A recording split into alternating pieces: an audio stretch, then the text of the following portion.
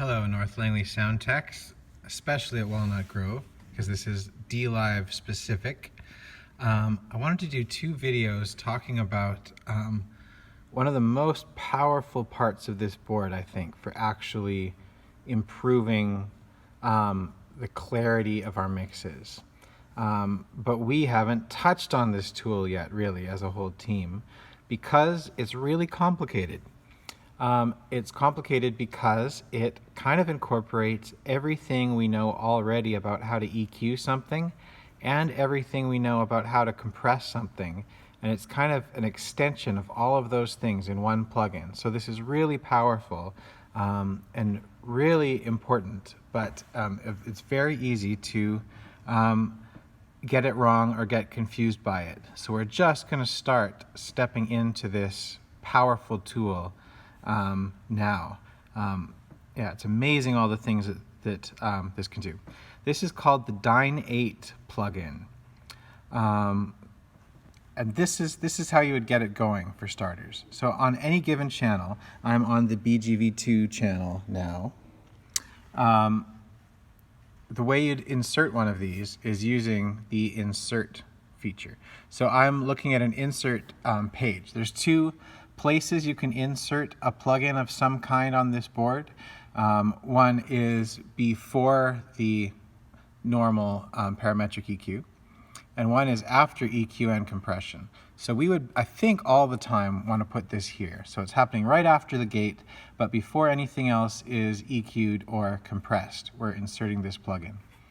Under here, you can insert one of the rack effects that aren't being used. I could insert a fancy like megaphone effect EQ on someone's voice for a very specific song or something.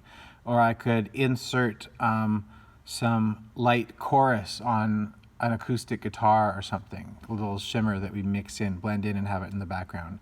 So those are some reasons why you'd want to use an insert period.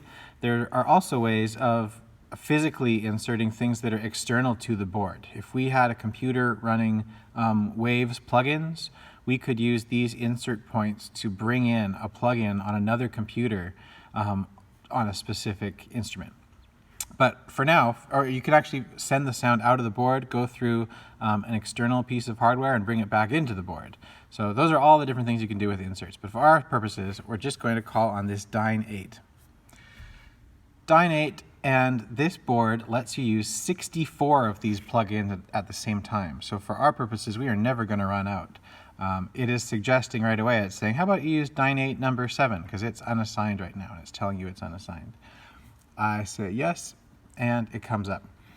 And this is what you see. The Dyn8 combines 4 bands of multi-band compression with 4 bands of dynamic EQ. So that's 4 multi-band compressor bands and 4 dynamic EQ bands working together. You have them all, you don't have to use them all. So there's 3 views, and then I'll go into what each of those 2 concepts is.